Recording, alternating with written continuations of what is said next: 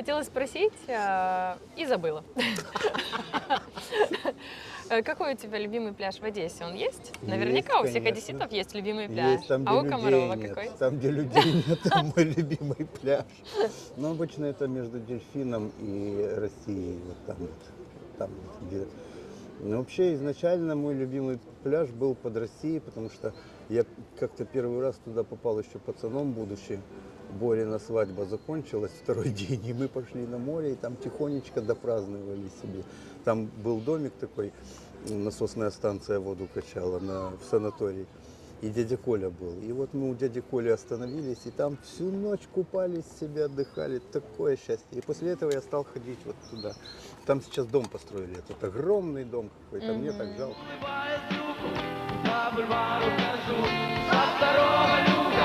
На него не